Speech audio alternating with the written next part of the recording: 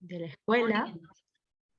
Y bueno, bienvenidos, bienvenidas todas. Empezamos esta tercera sesión, si no me equivoco, del módulo 2 con Ani. Vamos a trabajar hoy, a dialogar, a profundizar un poco más sobre la situación de las mujeres, qué oportunidades hay para un empoderamiento que suponga pues mayor decisión, mayor participación también de las mujeres en nuestras comunidades.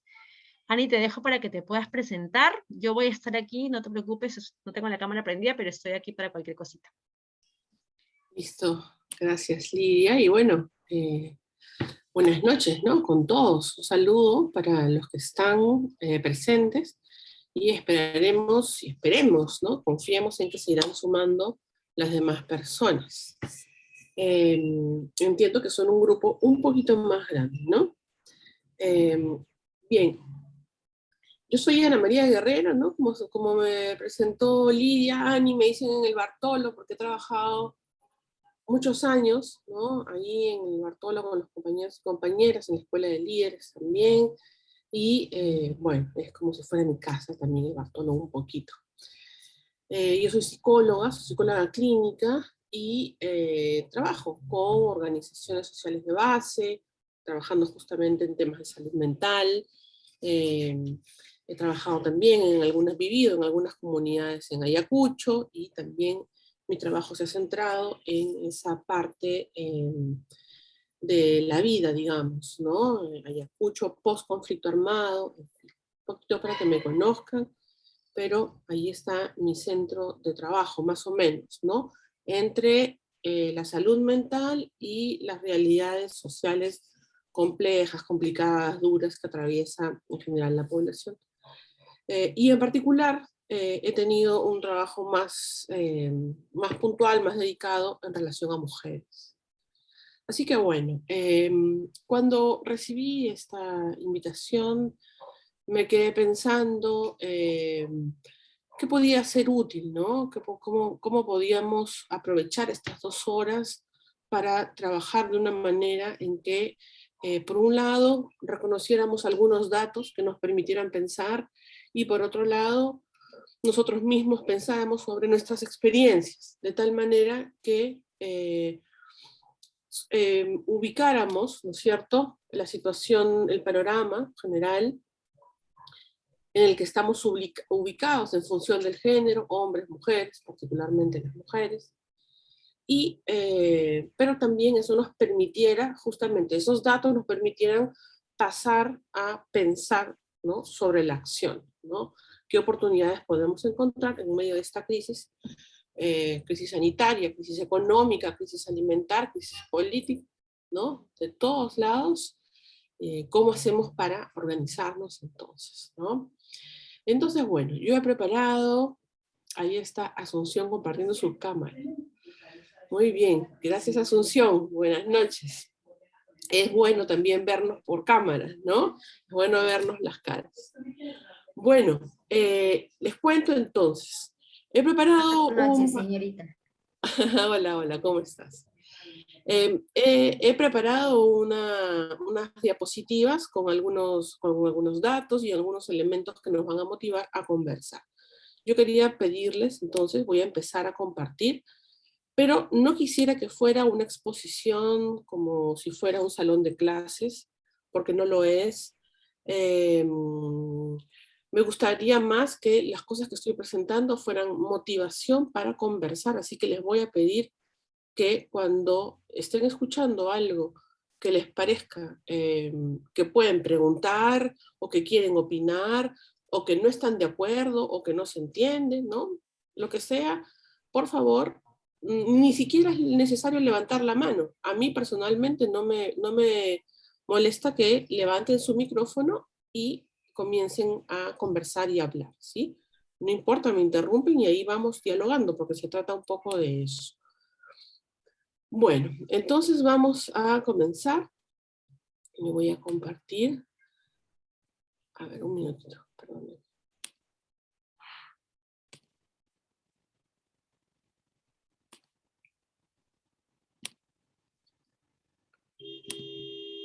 Listo.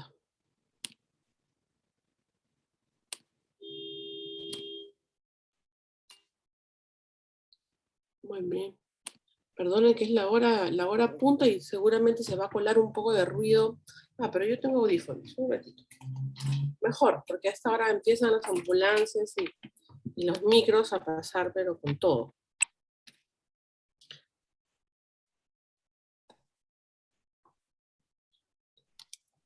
Perdonen aquí.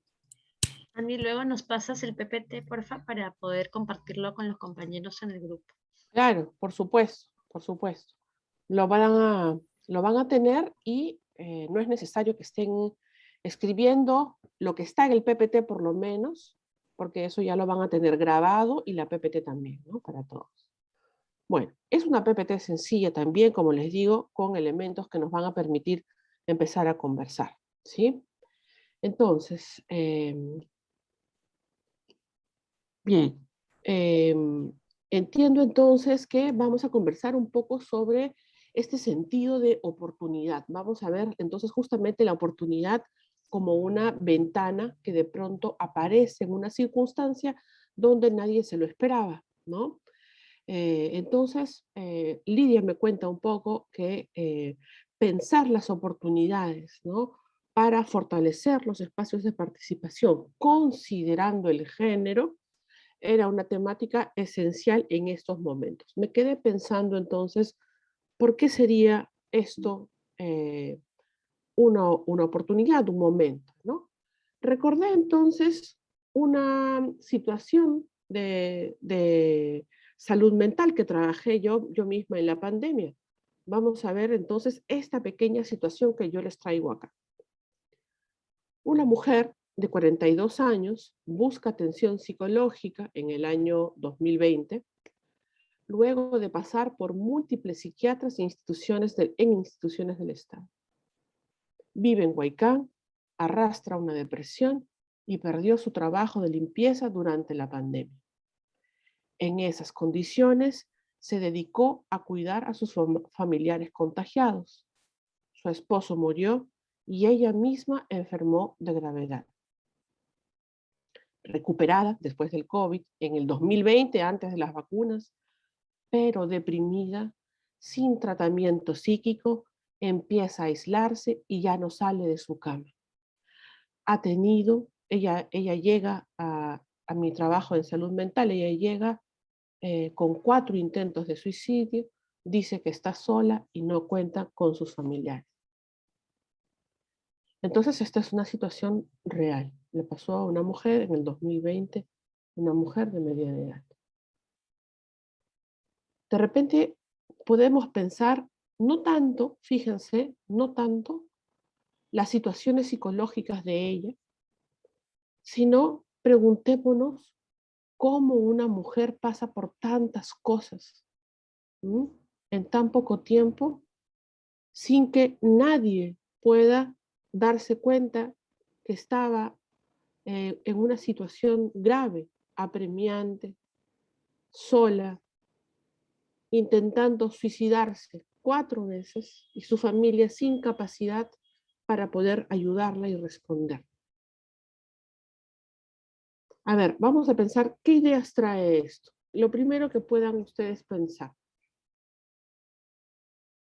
si alguno tiene alguna idea.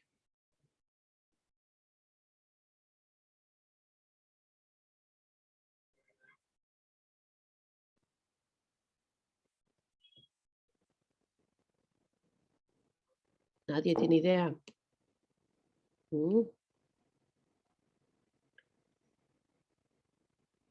¿No? Bueno, yo les voy a ir dando algunas pistas. Miren. Hola. Sí, hola. La escuchamos. Hola, buenas noches. Hola, buenas noches.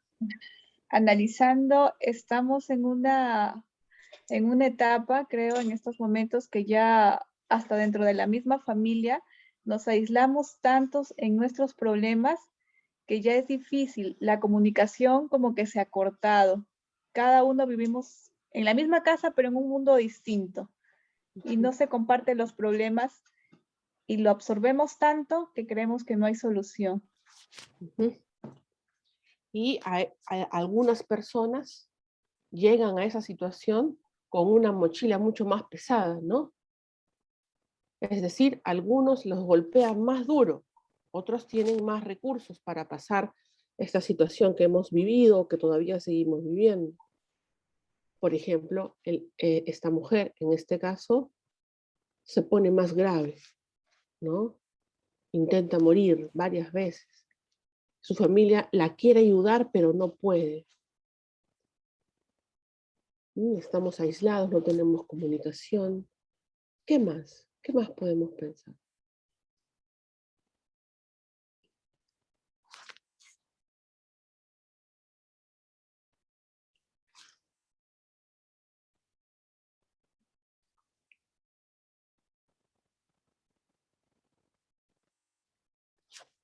Les doy una pista.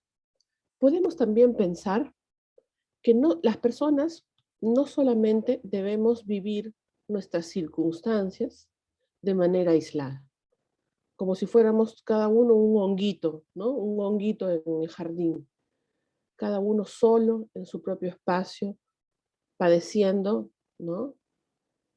Sino que también deberíamos tener una sociedad, un colectivo, una comunidad, un país, donde la gente, cuando de pronto pasa un problema, alguien se entera en la comunidad y acciona algo, algún tipo de ayuda, algún tipo de dispositivo, alguna institución que de pronto piensa, en esa casa están todos contagiados y luego acaba de morir fulano, va a seguir muriendo fulano, mengano, sutano.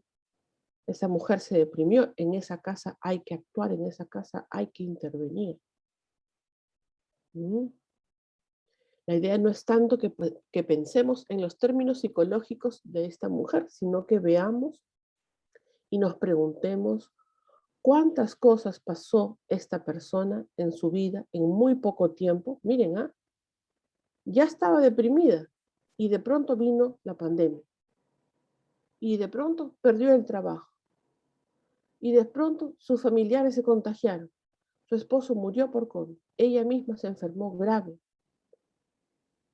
Son demasiadas cosas, demasiadas, para una persona aguantar, tolerar, sin recursos sociales, sin recursos materiales.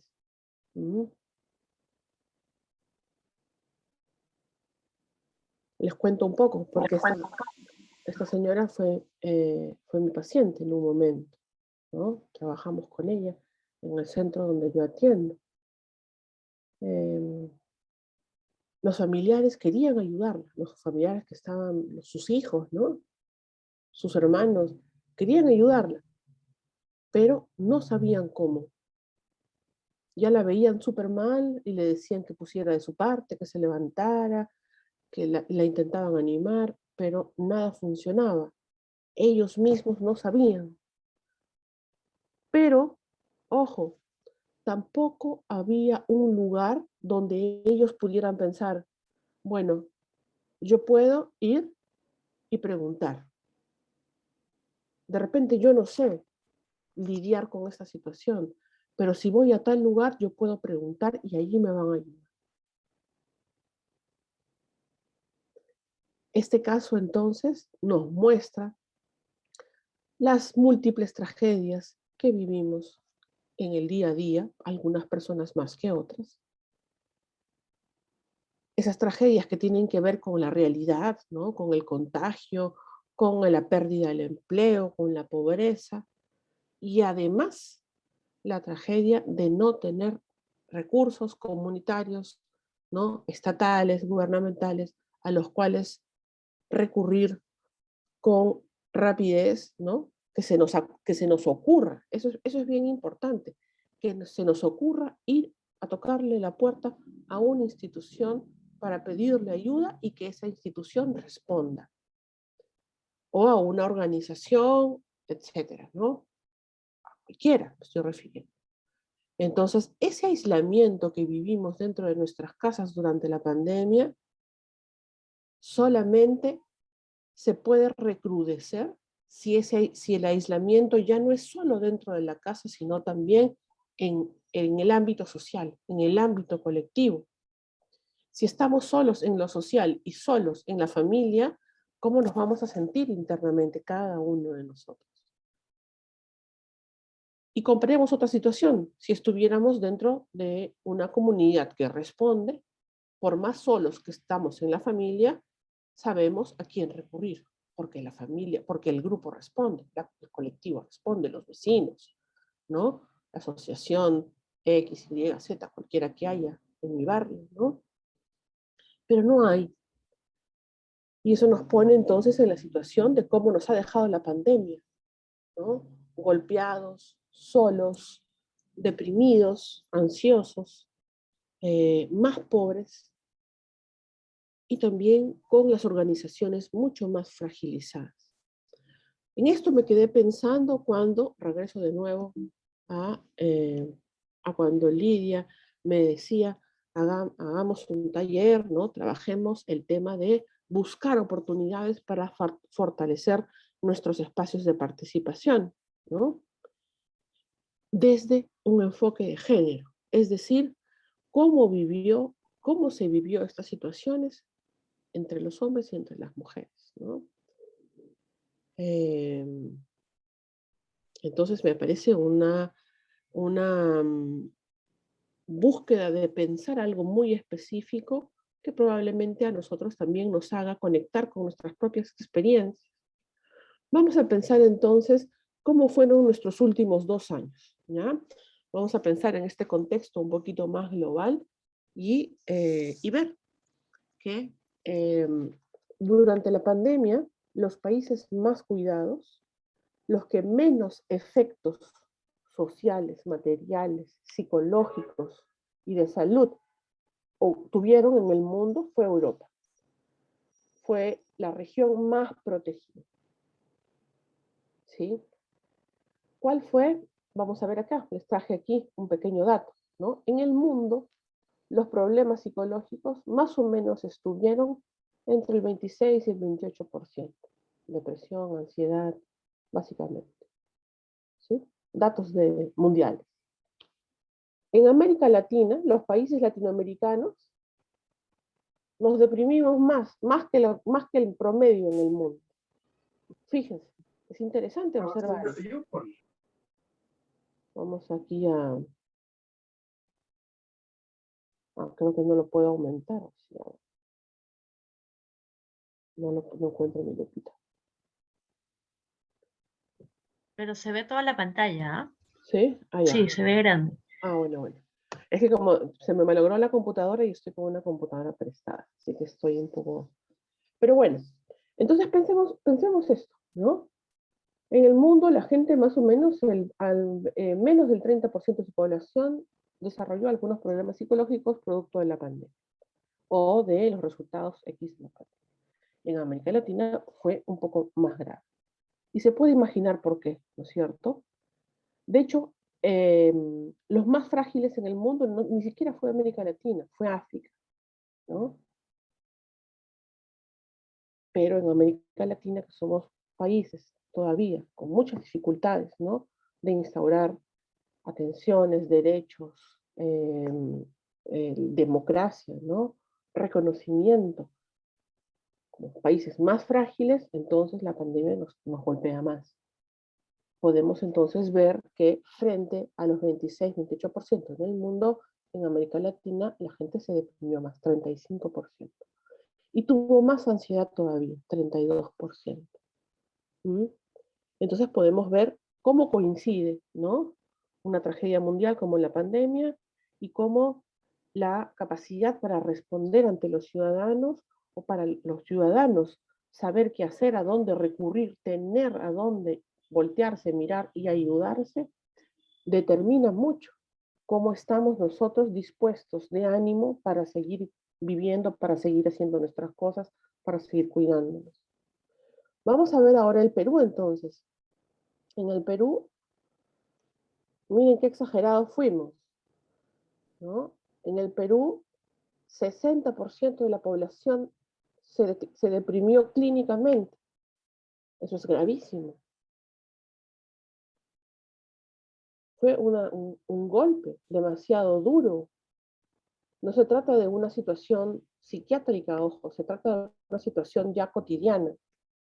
¿Mm? Es decir, que las personas, cada uno en sus casas, estaba viviendo profundos sentimientos de tristeza por la situación que nos había tocado vivir, por el aislamiento y lo que implica eso de pérdida de las condiciones de trabajo, de las condiciones sociales, de los encuentros con las otras personas, de la interrupción abrupta de nuestra vida. ¿Sí? Entonces vamos a mirar, ¿no? Cómo el mundo está más protegido, América Latina tiene un golpe un poco mayor y en el Perú mucho, mucho más grande. Y fíjense cómo entre el 2019 y el 2020 y el 2021, la tasa de los intentos de suicidio, miren cómo aumentaron también, de 0,6 a 1,6. Ahora, estos datos no es para que nos deprimamos, ¿eh? Es para que nosotros nos pongamos a pensar qué significan estos datos, por qué esto ocurrió en nuestro país y qué relación tiene esto, por qué hay que saber estas cosas para poder pensar en organización, en género, ¿no? Es delicado estos datos, porque nos están diciendo que la gente no aguanta, que la gente prefiere morir, ya no quiere seguir viviendo, no está aguantando. ¿Mm? Entonces, cuando tenemos una situación así, vamos a pensar que nuestro contexto algo nos dice, en algo está grave, ¿no? En algo está, algo malo está ocurriendo, ¿no? Algo preocupante, mejor dicho, está ocurriendo y probablemente haya que detenernos a pensar con un poco más de calma. Vamos a avanzar un poquito. Tiene además, cuando pensamos en salud mental y organizaciones, ¿no? Y participación social, estamos también pensando en que las personas no estamos aisladas, ¿no? Podemos vivir aisladas, pero en realidad no lo estamos, y eso es lo que más nos golpea. Ahorita voy a entrar a ese punto. Yo les estoy trayendo acá este gráfico con el que en psicología trabajamos una idea muy básica, ¿no? Cómo al mismo tiempo las personas vivimos de manera en nuestros ámbitos más individuales y al mismo tiempo participamos de una serie de espacios también vecinales, ¿no? Locales, comunitarios, y así cada vez más grandes, ¿no? Esos son sistemas que se van moviendo y en realidad van teniendo múltiples interacciones, ¿no? Y nos hacemos persona al mismo tiempo que conocemos a la gente en nuestra zona y que vamos, al mismo tiempo que conocemos a nuestra familia, también vamos aprendiendo dónde vive nuestra familia, qué significa el barrio o el distrito o la región, la ciudad, el pueblo, la comunidad de donde vinimos, cada uno con su propia historia, sus propios problemas, ¿no? Cada uno también con su centro escolar, con su posta médica, si tiene radio, si no tiene, si funcionan las autoridades o si no tienen. Y al mismo tiempo que estamos atendiendo nuestros asuntos individuales, personales, familiares, con hijos, sin hijos, con nuestros padres, amorosos, al mismo tiempo también estamos yéndonos a los espacios donde normalmente transitamos.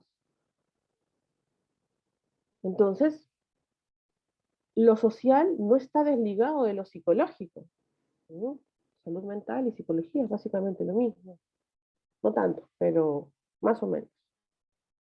Entonces, cuando pensamos qué nos dejó la pandemia y hablamos de cómo la gente se siente, de cómo la gente estuvo emocionalmente en estos 2 años, estamos hablando también de que es necesario pensar qué país permitió que la gente estuviera así, qué país fue ese, ¿no? ¿Cómo estamos hoy? Después de 2 años, datos, ¿ah? De los datos de este mismo año, son mayo, abril, mayo, básicamente. Aumento de la violencia familiar en el Perú, 50%. Yo quiero que son pocos datos, pero quiero que los veamos con atención. Aumento de la violencia familiar, 50%. Quiere decir que eso cuando habían casas, familias, donde no había violencia y de pronto empezó a haber. Eso quiere decir que antes en una casa la gente se trataba mejor, tenía más paciencia, estaba de mejor buen ánimo, hacía cosas juntos, y luego de la pandemia están que se tiran las ollas y se gritan y se maltratan y son violentos unos con otros. ¿Mm? A veces uno puede decir, ay, bueno, es un tema que siempre se habla, violencia familiar, pero es bien serio, porque cuando uno habla de violencia familiar está diciendo que en una casa donde la gente debe supuestamente quererse y cuidarse, no está haciéndolo, no se está cuidando y no se está queriendo, al contrario. ¿Mm? Es como la vida patas arriba, ¿no? Sobre todo cuando los niños, los adolescentes se preguntan, ¿no? Mis papás, ¿por qué pelean? No se supone que se quieren. ¿Por qué se pegan? No se supone que se quieren. ¿Mm? Entonces, hablar de violencia familiar implica hablar de una cosa que es un poco contradictoria, un poco de sinsentido. Bueno, en el Perú de hoy aumentó dramáticamente el aumento, las expresiones de la violencia en la familia. Y peor, miren, 80%, la mayoría de los agresores dentro de la gente, de las familias, son los otros familiares. De los agresores físicos, sexuales, son familiares directos. Estamos hablando entonces de mucha cantidad, de mucha cantidad. Es decir, que si nosotros salimos a la calle o nos subimos a un micro, nosotros vamos a estar viajando con gente que en sus casas el día anterior le pegaron o le pegó a otros, ¿no? En ese micro va a estar viajando también abusadores, víctimas también de abuso, ¿no? De repente nos dan el vuelto, si le cedemos el asiento a alguien, y vamos pensando en esas historias. Y así, con esta situación, además, nos quedamos más pobres de lo que estábamos en relación al 2019.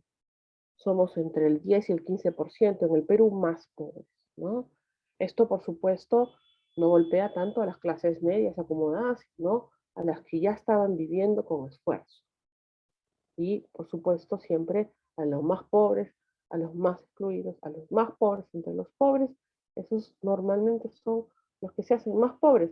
Entonces, ¿qué podemos pensar si juntamos todos estos datos, ¿no? Aumento de la violencia familiar, agresores son familiares directos, más pobres. Si pensamos que todo esto está ocurriendo en la vida de la gente y además COVID, además gastos médicos, además fallecimiento de nuestros familiares, de nuestros seres queridos, todas las batallas que hubo por el oxígeno, si vamos sumando todo esto, la gente va a estar a punto de reventar, ¿no es cierto? Vamos a pensar entonces cuál es el estado de las mujeres en el Perú a raíz de esta situación, ¿no? Estos datos son en general. Ahora, las mujeres, en una encuesta nacional que se hizo por teléfonos fijos y celulares, el MINSA junto con el Ministerio de la Mujer y UNICEF se levanta que las mujeres en el Perú están 30% más deprimidas que el promedio de los deprimidos en el Perú. Entonces, si ya habíamos visto que el 60% en el Perú estábamos así, las mujeres cómo están, ¿no? Prácticamente, si pensamos en estos datos, básicamente vamos a ver que hay una inmensa mayoría de mujeres muy golpeadas emocionalmente, ¿no? Porque sienten que han tenido un sobreesfuerzo durante estos años, están agotadas físicamente y emocionalmente se encuentran saturadas, ¿no? ¿Qué puede significar esto? Sobreesfuerzo. Bueno, que ya justamente la fuerza física no acompaña, ¿no? Están agotadas justamente, que han tenido que sobreexigirse, hacer cosas que no pensaban que iban a hacer y tuvieron que hacerlo. Saturadas emocionalmente, ¿qué significa? Que todo lo que han estado viviendo no han podido sacarlo, ni la molestia que tenían no la pudieron hablar, la tristeza que sentían no la pudieron hablar o expresar. Si querían llorar, no pudieron llorar. Si estaban molestas, no pudieron expresar su molestia. Si estaban frustradas, acumularon frustración. Resultado, después de la pandemia en el Perú, las mujeres están 30% más deprimidas, 27% más ansiosas y se sienten más solas. Y uno se pregunta, ¿cómo no se van a sentir más solas? ¿Sí? Aumentó la violencia familiar. Nadie se va a sentir acompañado por un familiar que violenta y que agrede, ¿no?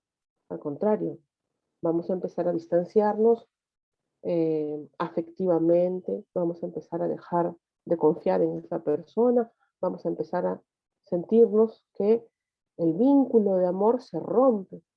Por lo tanto, lo que aparece es una experiencia de soledad.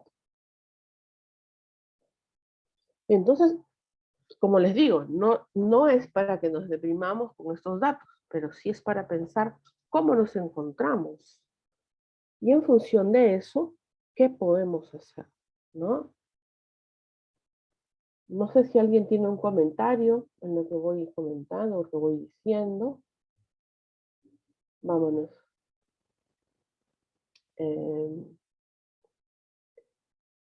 Vamos un poquito avanzando, ¿no? Vamos a ver la hora. Fíjense.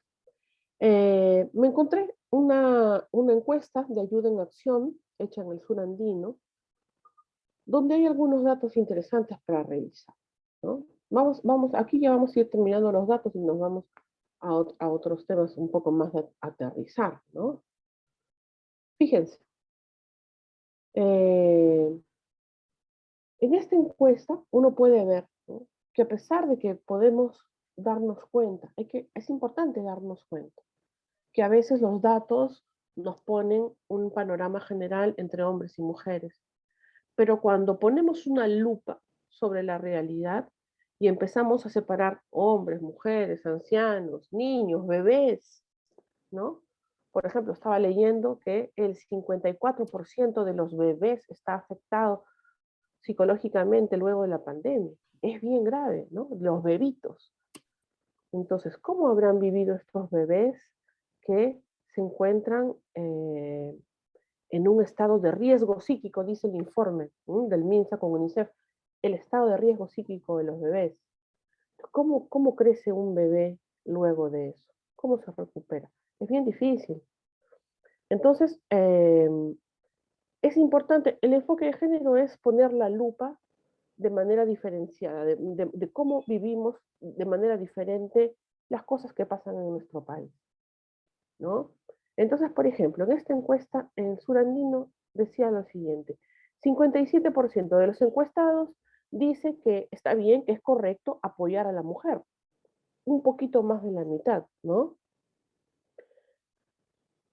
Pero fíjense, solamente la mitad de ellos, o sea, más o menos el 30% menos, 20 y tantos por ciento, son mujeres.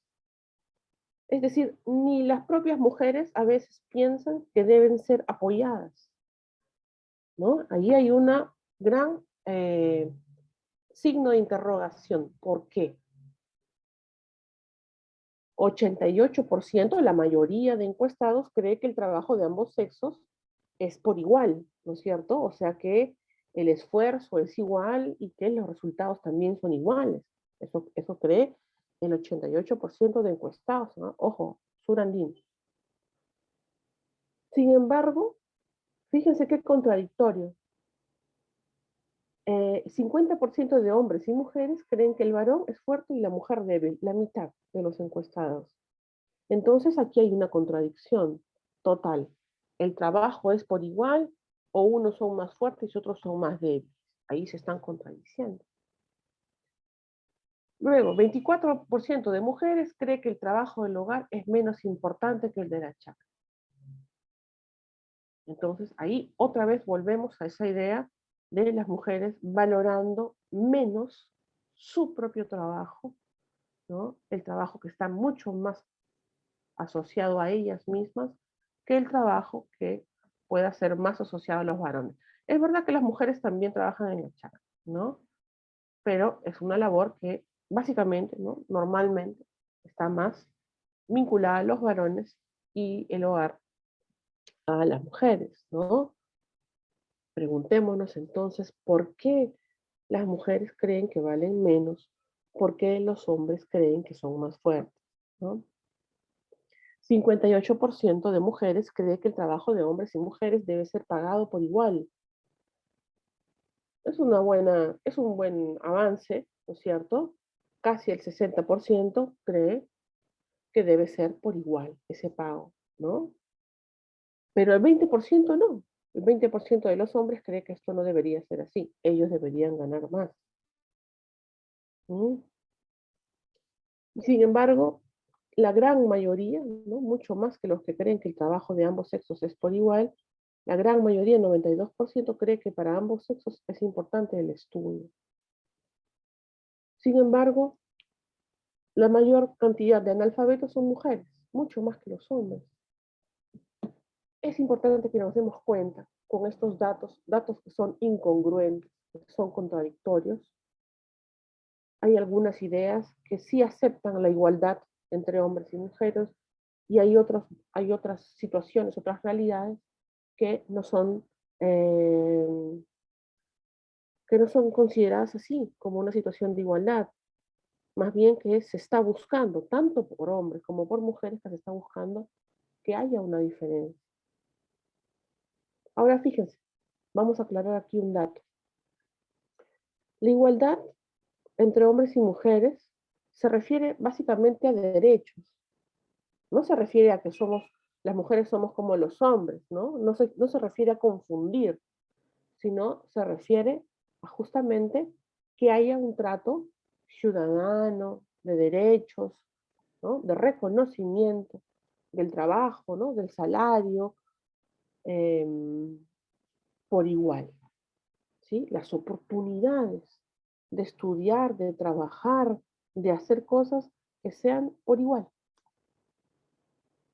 Pero parece que estas ideas todavía están un poco crudas, ¿no? Es como tenemos las cosas ahí en la olla y todavía está cocinada una parte, pero otras partes están crudas. Hay algunas ideas de igualdad que están crudas todavía. ¿Mm? Se puede entender entonces justamente por qué hay tanta violencia, porque la gente no se puede poner de acuerdo, ¿no? Cuando no nos ponemos de acuerdo, ahí, cuando no queremos perder, ¿no? ¿En qué momento perdemos la paciencia? ¿En qué momento las personas son capaces de golpear a alguien? Cuando están molestos, cuando están frustrados, cuando no quieren ceder, cuando no quieren conversar, cuando no quieren negociar, no quieren perder poder. ¿Mm? Entonces, es un tema de poder. Es un tema de que algunas mujeres tampoco quieren poder. Están acostumbradas a pensar que valen menos probablemente, que su trabajo es menos. Y algunos hombres también piensan así. Es una situación compleja en nuestro país porque estas incongruencias y estas fuertes ideas arraigadas, ¿no? Culturalmente en, en, en nosotros, en nuestra población, nos impide acercarnos a sociedades más democráticas con mayor reconocimiento de derechos, ¿no? Entonces vayamos entrando en materia, si es que alguien no tiene un comentario, si es que alguien no quiere interrumpir, hablar, vamos entrando, ¿no? En materia. Pensaba entonces, ¿cómo es que uno puede hablar de oportunidades habiendo dicho tantos problemas, ¿no? ¿Cómo podemos pensar que de una situación de calamidad, de tragedia, vamos a encontrar oportunidades para nuestras organizaciones o para organizarnos o para nuestras sociedades, nuestros colectivos, nuestras comunidades. Bueno, en psicología sabemos que un problema siempre es una oportunidad de algo bueno, ¿no? Un problema siempre trae cosas buenas, por más de que estamos acostumbrados a mirar las cosas solamente en sus lados más negativos. Los que trabajamos haciendo psicoterapia, haciendo salud mental comunitaria, salud mental individual, terapéutica, justamente ayudamos a las personas a ver un problema desde otro ángulo, ¿no? Y entonces pensaba que frente a estas incongruencias de la sociedad, frente a estas situaciones que hemos vivido nosotros en la pandemia, ¿no es cierto? Que es una realidad que no se puede eludir, que ya está dentro de nosotros, es parte de nuestra historia, ¿no? Así como, por ejemplo, ocurrió el conflicto armado, ¿no? Y esas cosas que se vivieron durante el conflicto armado, igual se vivieron, están allí. Las masacres ocurrieron, las violaciones ocurrieron, ¿no? Las desapariciones ocurrieron, los asesinatos extrajudiciales ocurrieron, y es con esa historia que uno sigue avanzando. Lo mismo va a ocurrir, la misma lógica va a ocurrir aquí con la retomada de la organización social, ¿no? Dándonos cuenta que las mujeres al día de hoy perciben una remuneración menor por la misma carga laboral. Trabajan igual, la misma hora, en la misma chacra, en el mismo producto y ganan menos, ¿no? Hay que reconocer también que la violencia afecta principalmente a las niñas, adolescentes y a las mujeres adultas. Hay más violencia de la sociedad contra estas mujeres, sobre todo contra las niñas. Por ejemplo, que 3 de 4 mujeres no tienen autonomía para utilizar un método anticonceptivo. Y fíjense, ahí mismo en esa encuesta, sigo haciendo la encuesta del sur andino, ¿no? 3 de 4 mujeres, perdón, el 99% de las mujeres encuestadas conocía métodos anticonceptivos. Pero 3 de 4, es decir, más o menos como el 70-75%, de la totalidad de mujeres no podía usar un método anticonceptivo. No quería y no podía. Entonces está obligada también a dar a luz muchas veces. Cuando quiere, muy bien, pero cuando no quiere, podría también tener un control, ¿no?, legal de natalidad. Pero fíjense, y aquí vamos a ir entrando un poco, ¿no?, en la materia. La mayoría de analfabetos en el Perú son mujeres, aproximadamente el 75-80% de los analfabetos son mujeres. Es decir, las mujeres van menos al colegio o desisten más rápido del colegio. Las familias priorizan a los varones para que terminen el colegio, por razones económicas, por razones de ayuda, ¿no es cierto?, casa, por muchas razones.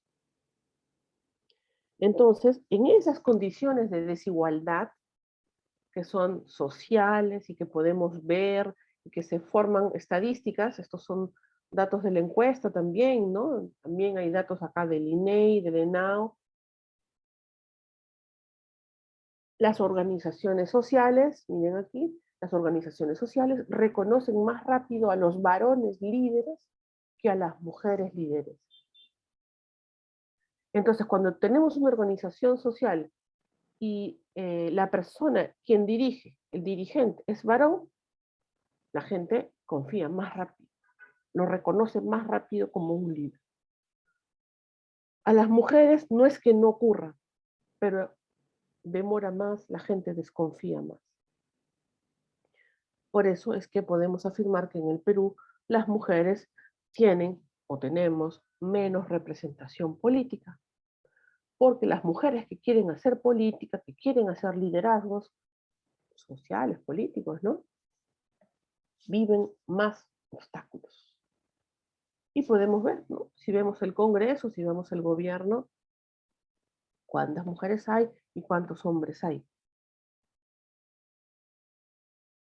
Allí entonces estamos viendo problemas, pero también oportunidades. Porque frente a este problema hay inmensos ángulos de organización y participación. Por ejemplo, ¿no? Las mujeres perciben una remuneración menor por igual carga laboral. Entonces, aquí ya tenemos una serie de objetivos, ¿no? De colectivos, de grupos, de organizaciones que pueden justamente luchar por una remuneración más justa, más paritaria.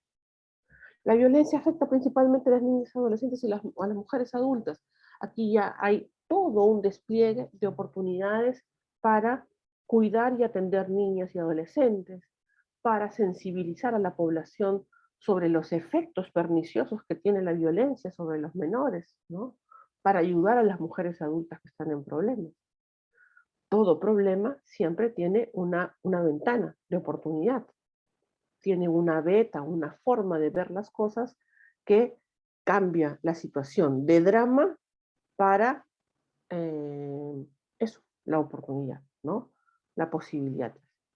Y si sabemos que las mujeres son menos reconocidas en sus organizaciones sociales, políticas, entonces necesitamos fortalecer los liderazgos de las mujeres y también fortalecer los liderazgos de los hombres, pero no para que se enquisten en el poder y en sus autoridades, ¿no? En sus formas de ejercer la autoridad, sino también para que se den cuenta que es importante, es saludable compartir el poder entre otros hombres, pero también con las mujeres, ¿no?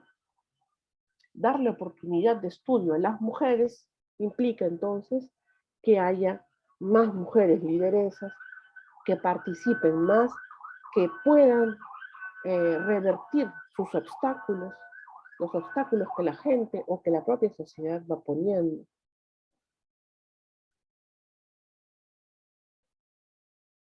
Podemos pensar entonces que hay una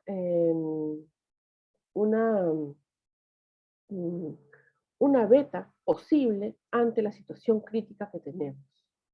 Sin embargo, es bien importante reconocer que de estas circunstancias las personas se levantan con dificultad, ¿no? Vamos a recordar aquí la historia de esta mujer. Esta mujer ya venía arrastrando una serie de problemas.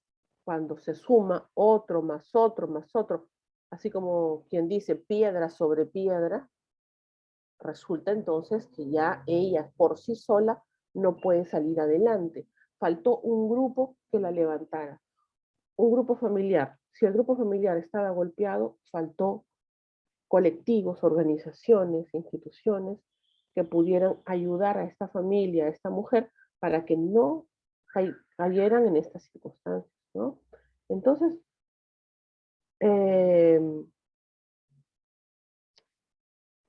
¿cómo es que esas circunstancias de la sociedad nos ayudan a nosotros las personas? ¿Cómo es que podemos hacer y revertir las circunstancias que estamos viviendo? Vamos a pensar un poquito. Nos caemos, ¿no es cierto?, con la pandemia, con la crisis ahora alimentar, política y de todo tipo, ahora el recrudecimiento de la cuarta ola, ¿no? Nos caemos, pero nos levantamos. Y eso, la historia en el Perú está llena y repleta de este tipo de historias. Lo hemos visto a lo largo del siglo XX, o también podemos irnos más atrás todavía, pero lo hemos visto con mucha claridad durante el conflicto armado interno, ¿no? Y lo vemos y lo empezamos a ver y lo tenemos que ver o lo tenemos que construir ahora que empezamos a más o menos salir de la pandemia, ¿no? Y más o menos empezar a entrar a la presencialidad. Hay algunas regiones que ya están en la presencialidad hace mucho tiempo, ¿no? Aquí en Lima las cosas han demorado un poquito más. Pero fíjense, esto no va a ser fácil, ¿no?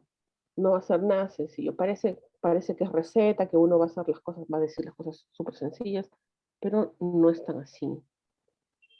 Entonces, quisiera yo hablar un poquito y que comentáramos acerca de estas tres palabras: reconocimiento, compromiso y participación. Y en realidad, esta es, ¿no? Primero reconocimiento, después el compromiso y la participación. Tiene una relación intrínseca, ¿no es cierto? Son tres ideas orgánicas que forman justamente la posibilidad de levantarse, ¿no? Colectivamente. Bien. Vamos a pensar en la palabra reconocimiento, ¿sí? Y es una palabra que normalmente produce malos entendidos. Porque normalmente, coloquialmente, solemos creer que quien busca reconocimiento es porque es una persona insegura, egocéntrica, está llamando la atención, dice la gente, ¿no? Quiere que lo reconozcan, quiere llevarse todos los aplausos, todas las flores, ¿no? Y a veces, justamente porque a veces puede ocurrir eso, a veces porque nos cae mal la gente que busca tanto reconocimiento, ¿no? A veces entonces empezamos a despreciar esa palabra, reconocimiento, como si fuera mala en sí misma. Pero es necesario el reconocimiento. La organización social parte, en primer lugar, del reconocimiento.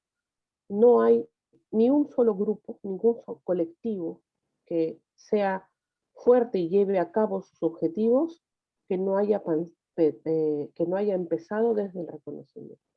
¿Qué cosa es el reconocimiento? Entonces, la posibilidad de asignarnos y reconocer un valor. El valor que cada uno tiene y el valor que otros tienen para nosotros. Uno puede decir, ay, qué fácil, bueno, yo sí lo reconozco, a mis amigos, ¿no? A mis vecinos. No es, en realidad no es tan sencillo, ¿no? No es tan sencillo el reconocimiento. Porque muchas veces, cuando el otro hace algo bueno, nos molesta reconocerlo. Muchas veces la idea que tuvo alguien nos pone a pensar, pucha madre, a mí no se me ocurrió eso, ay, mira cómo está siendo reconocida por otros, yo también quiero, ¿no? Por eso cuando uno va a cualquier comunidad, o los que están, si alguno de ustedes vive en alguna comunidad, en mi experiencia de trabajo con comunidades, es muy típico escuchar hablar de la envidia. Envidia por aquí, envidia por allá. ¿No? No se puede confiar en nadie, todos te tienen envidia, dice la gente, ¿no? Te hacen daño.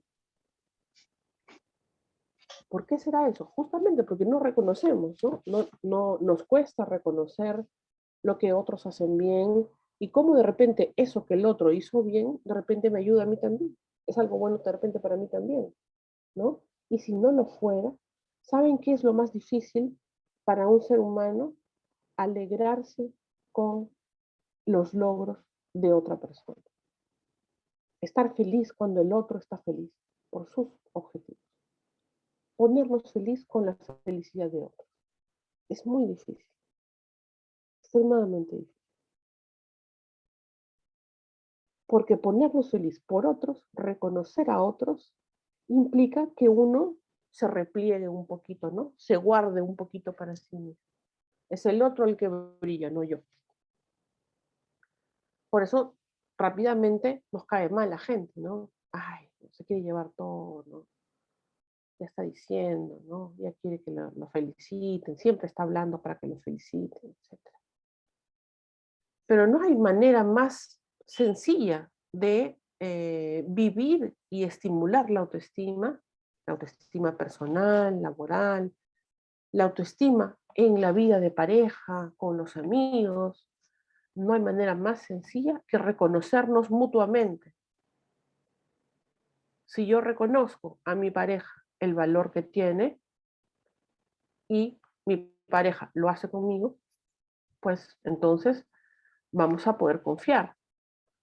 Si mi pareja lo que hace es ofender, ¿no es cierto? Quedarse callada, burlarse. pues allí entonces nadie todo el mundo empieza a desconfiar, ¿no es cierto? Si mi padre hace lo mismo, pues me alejo de mi padre.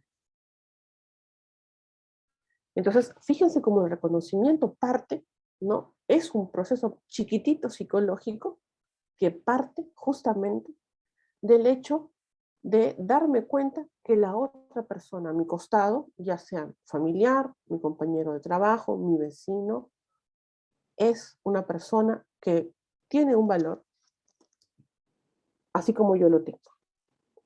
¿Mm? Cuando no reconocemos, ¿no?, este valor, nos lastimamos. Y entonces no puede haber ninguna agrupación puede surgir cuando la gente, miembro del mismo grupo, del mismo colectivo, se lastima. Eso solamente quiebra, produce grietas en las organizaciones. Ahora, fíjense, el reconocimiento solito tampoco sirve de mucho, ¿no? Un poquito ayuda, pero no es lo único. Vámonos entonces a ver que el reconocimiento forma parte de la experiencia de inclusión. Cuando uno habla de inclusión en la sociedad, uno piensa, sí, incluirse en el mercado, incluirse en los derechos, ser incluido en la sociedad, ¿no? Pero muchas veces nosotros mismos, al hablar de inclusión, no nos damos cuenta que no practicamos este ejercicio de reconocimiento. Mucha gente habla de inclusión, ¿no? Mucha gente habla de derechos humanos, inclusión, dignidad, pero no reconoce el valor de unos y de otros. Cuando no nos reconocemos y nos lastimamos, ¿no?, ¿qué pasa? Somos tratados entonces como invisibles, somos rechazados. Y ahí aparecen entonces sentimientos de soledad, de desconcierto emocional y obviamente de baja autoestima. Era el comentario que hacíamos al inicio con el caso de la mujer de Huaycán. Cuando los familiares empiezan a aislarse en sus casas, no se preguntan cómo están, cómo te sientes, qué necesitas, en qué te ayudo, me puedes ayudar con esto, por favor. ¿Mm?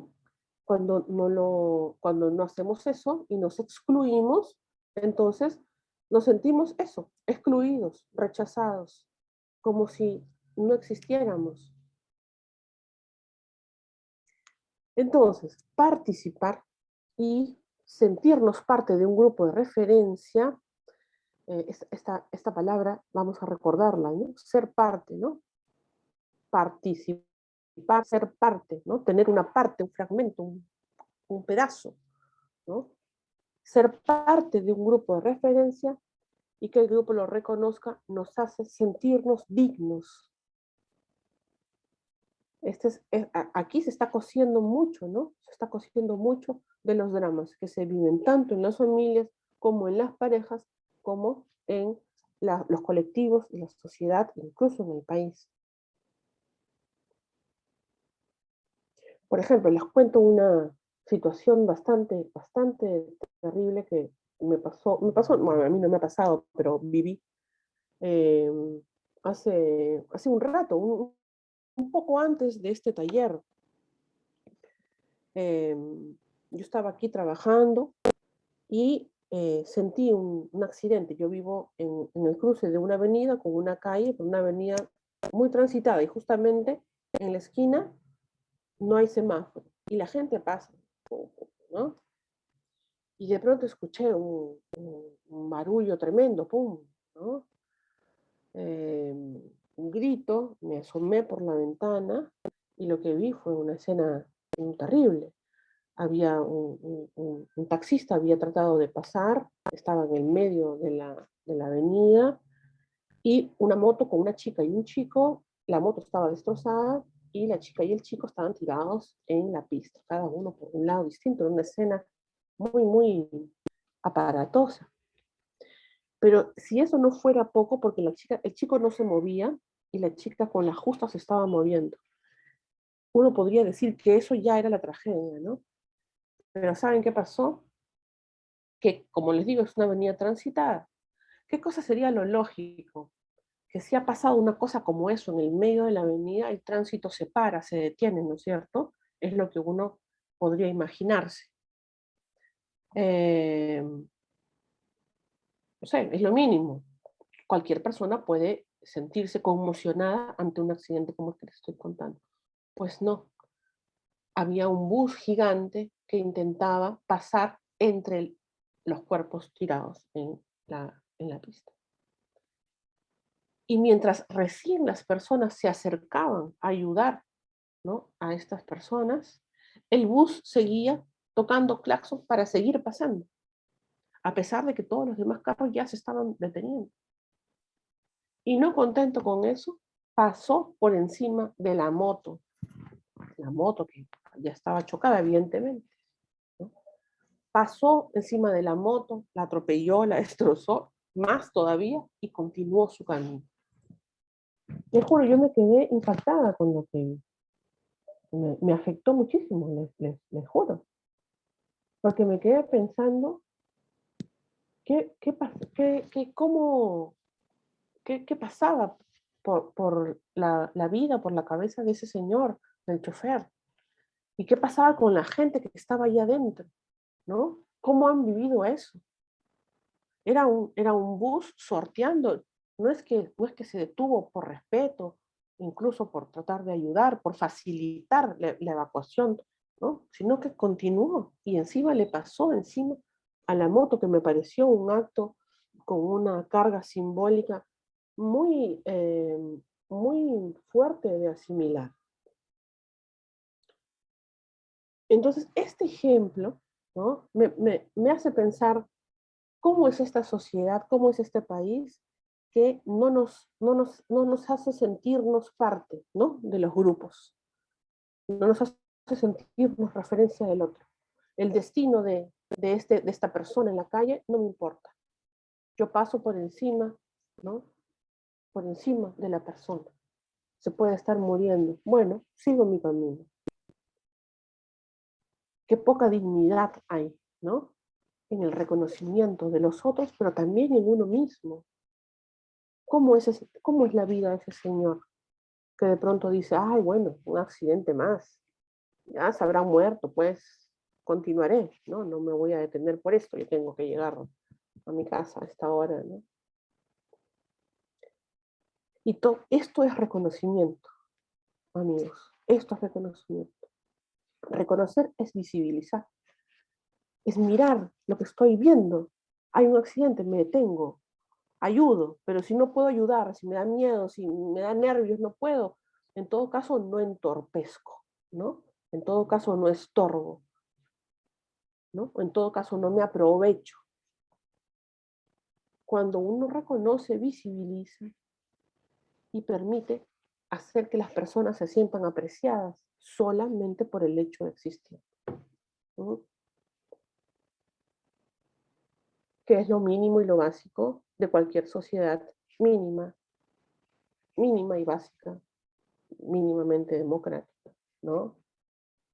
Las personas valemos solamente por el hecho de existir. Muy bien, pero les decía que el reconocimiento por sí solito no acompaña, ¿no? Yo estoy hablando, amigos, pero si ustedes quieren intervenir, no se preocupen, ¿ah? Intervienen, hablan. Si a mí me dejan, yo hablo. Pero si quieren intervenir, ¿no?, hablar, comentar, no tengo ningún problema. Buenas noches, Ana María. Soy Sí, Caroline, la hola. asistente de Lidia. Hola. Debo estar reemplazando lo que termina la clase. Bueno, a los que quieran participar también, como la clase anterior, podrían escribir por WhatsApp o por el chat y lo estaremos leyendo para que más compañeros puedan intervenir en la clase del día de hoy. Ah, bueno. También entonces por el chat, si les provoca, o por el WhatsApp, claro, no hay ningún problema. Entonces, aquí estamos hablando entonces de reconocimiento, ¿verdad? Hay otra palabra que les comenté, el reconocimiento, el compromiso. Vamos a hablar de compromiso. Y vamos a hablar de compromiso sin olvidarnos que acabamos de hablar de reconocimiento. Ojo. Es que no nos podemos comprometer si no tenemos previamente un reconocimiento.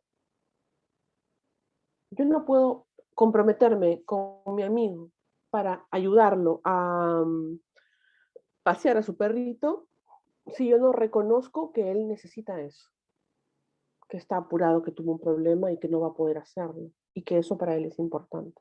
Yo primero reconozco y después me comprometo.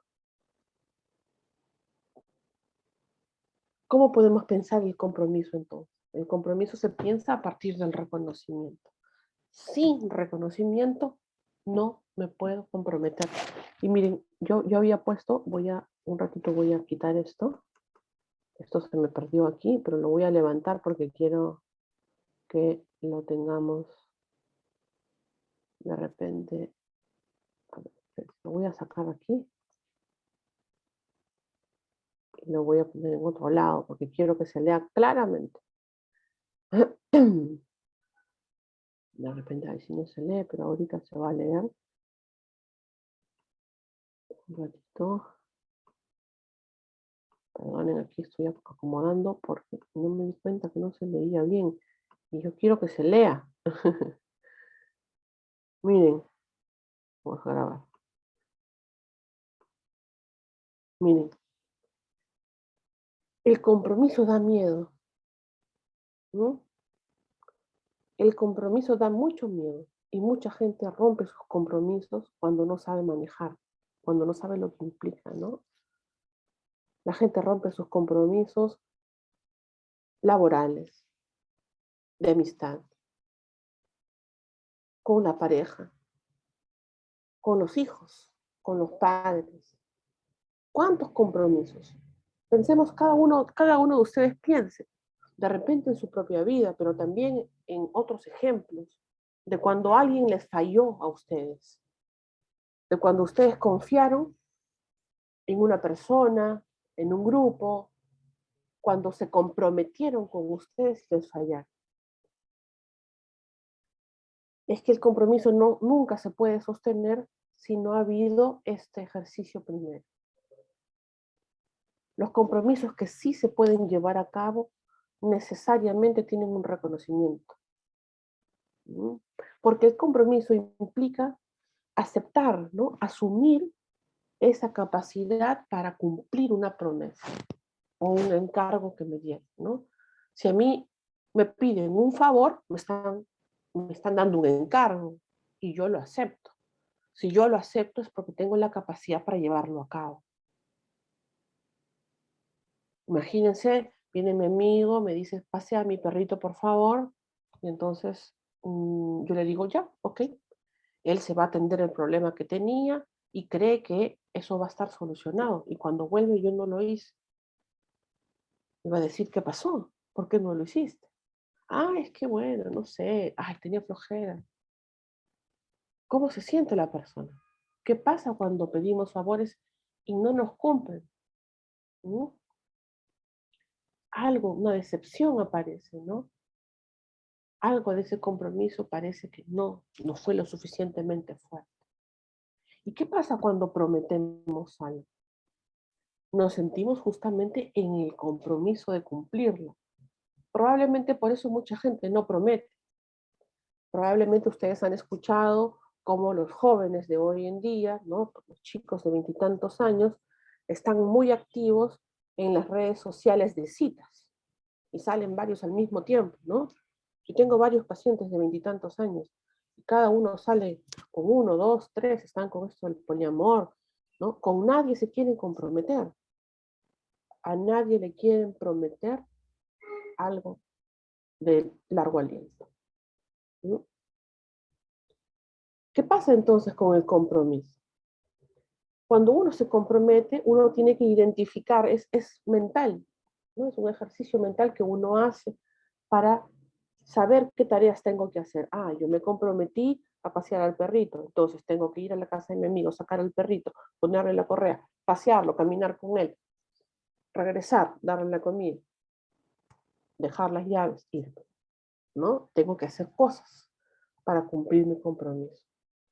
Si yo le prometo a mi hijo ir a buscarle a las 6 de la tarde para llevarlo al cine, yo tengo que terminar mi trabajo antes, prever que tengo que llegar a tiempo, antes de que eh, anochezca, antes de que aparezca el tráfico y ya no pueda llegar al cine. Son muchas cosas las que uno tiene que hacer, ¿no? Pero a veces no se puede, ¿no? ¿Cuántos grupos o cuántas organizaciones o cuántos colectivos han estado ustedes que se rompen o se quiebran, ¿no? Se fragilizan justamente por la falta de compromiso? Porque la gente que tenía que hacer una tarea no la hizo, porque fulano que tenía que llegar no llegó, porque fulanito que tenía que hacer esta gestión tampoco la hizo. Y todo el mundo se va a llenar de excusas, ¿no? Bla, bla, bla, bla.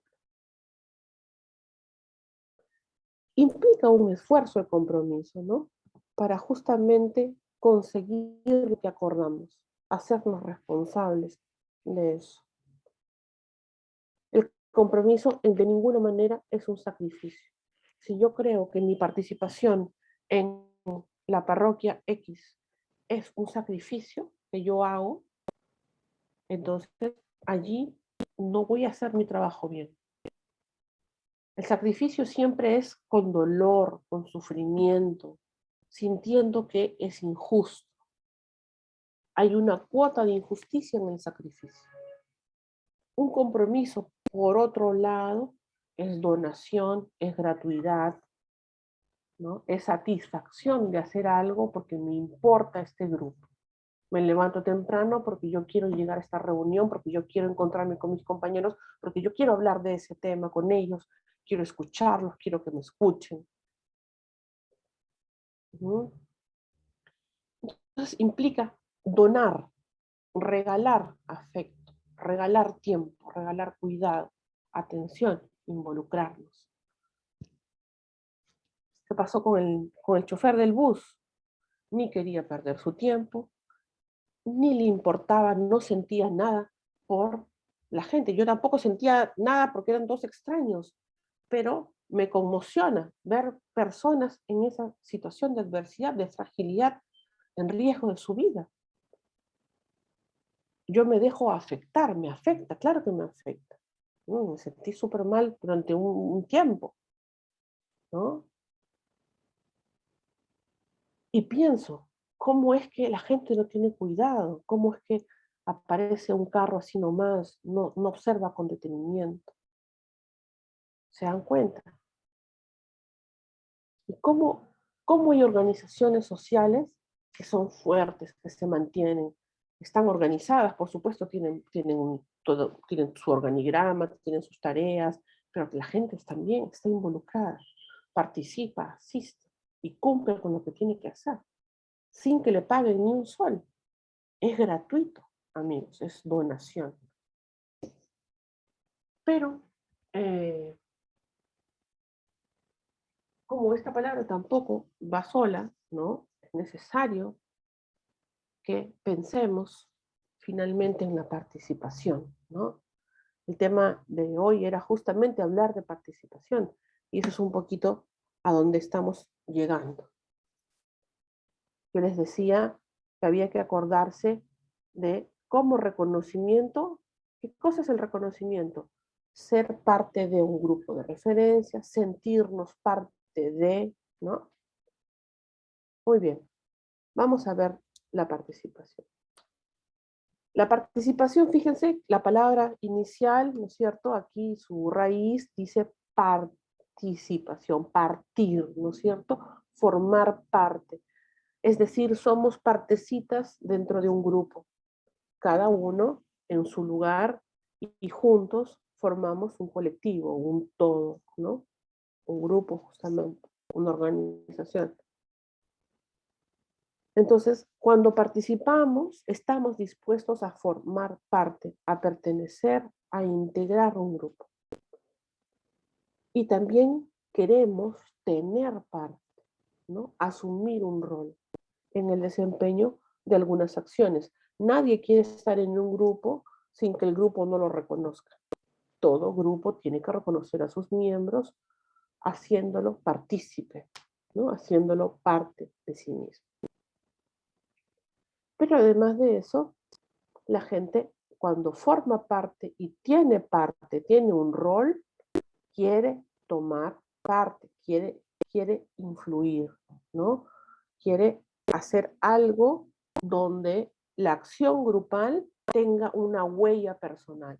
Todo el mundo quiere hacer algo personal en un grupo, dejar una huella, una influencia. Entonces, participar implica mostrarse interesado y preocupado por una realidad, ¿no es cierto? Es decir, yo reconozco una realidad, por ejemplo, la de mi barrio, y la reconozco, ¿no? La miro y veo que hay corrupción, está sucia, está dejada, no hay ningún tipo de servicio de nada, la gente está allí, ¿no? Sin capacidad para vivir más allá de sus propias casas. Entonces yo me intereso por eso que estoy mirando y me preocupo por esa realidad que estoy reconociendo. Entonces, para participar, yo me comprometo por convicción propia. No es porque otros me convencen. No es porque yo le hago un favor a fulano que yo voy a participar. Piensen ustedes, cuando ustedes participan en algo por convicción, ¿qué motivación tienen? Y cuando lo hacen de una manera un poco obligada, ¿no? Entonces, cuando yo me comprometo, puedo tomar decisiones, yo misma ayudo a otras personas a tomar decisiones, influyo en esas acciones grupales, y entonces allí está mi vida, mi historia, aportando la experiencia personal, ¿no? Enriqueciendo el grupo también con la experiencia de todos. Entonces, reconocimiento, compromiso, participación, ¿no? Para poder participar tiene que haber compromiso, y para que haya compromiso tiene que haber reconocimiento. Es la única manera de salir de la pasividad y que un grupo prospere, que no se muera en el camino, ¿no? Muchas veces pertenecemos a un grupo, nos reunimos 2, 3, 4 veces, y de pronto, poco a poco, la gente empieza a faltar, ya nadie quiere ir, alguien se llevó la plata que habían juntado de la rifa, el otro ya no toma el acta, el otro ya, y así, hasta que de pronto se acabó. La gente empezó a fallar. No había cooperación, no había compromiso, ¿no? No había reconocimiento. No había un sentido de pertenencia, de repente no eran personas que querían hacer algo, pero de repente no habían identificado qué cosa querían. Sin embargo, piensen en sus experiencias. ¿En qué momentos ustedes han tenido grupos que sí han funcionado? Organizaciones que han sido fuertes. O de repente siguen en una que igual funciona y es fuerte. De repente sí están en una que es así. Y piensen entonces cómo en ese grupo efectivamente la gente se compromete, hace cosas, cumple con sus responsabilidades y reconoce el aporte de los otros, ¿no?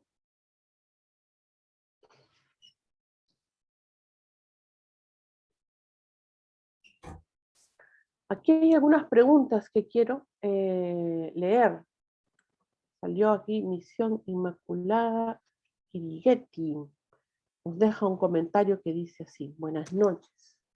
Quiero comentar acerca de la importancia de las mujeres. Por ejemplo, una familia está liderada las mamás, porque ella trabaja a diario. Prepara comida, limpieza la casa y también va en la chacra. Eso es la realidad de las mujeres de la comunidad nativa de Kirigueti. Para mí lo valoro a todas las mamás de mi comunidad. Y lo otro, en mi comunidad está liderando una mujer como jefa o presidenta. Y aquí es muy interesante, ¿no? Cómo las mujeres empiezan a asumir roles y cómo eso empieza a ser visto también como algo necesario de valorar. ¿Y por qué es importante levantarlo, rescatarlo y valorarlo? ¿No? ¿Por qué es importante sacarlo a la luz? Porque no es común, ¿no? No es común que las mujeres sean líderes. Es importante que sean y cada vez hay más, pero sigue siendo una mayoría los grupos, las comunidades, las asociaciones lideradas por varones. La idea se trata de que sean justas, ¿no? A la par, más o menos. No que alguien solamente por el hecho de ser mujer no pueda participar. Esa es un poco la equidad o la igualdad, ¿no? Y efectivamente en comunidades donde, como, comunidades como en Kirigueti o como en otros espacios, hay mujeres que están empezando a tener cargos que nunca antes una mujer había tenido.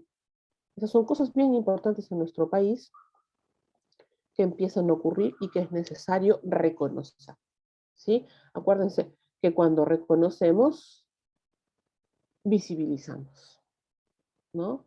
Que cuando reconocemos, damos dignidad. Qué importante es que esto que nos comparte, ¿no? Esta acompañante ahora en este grupo que nos dice que esta líder, ¿no? Dirige a las madres, prepara la comida, limpia su casa, tiene su casa, va a la chacra, pero además es la dirigente de su comunidad, no la presidenta. Es bien importante reconocer esto. En primer lugar, reconocer, ¿no? Reconocer es justamente visibilizar, darle dignidad. Muy bien. Finalmente, para escucharlos de repente un poco sus experiencias, Burin, una psicóloga clínica social, tiene una pequeñita frase que he traído aquí para compartir con ustedes. Ella dice así, ella es argentina.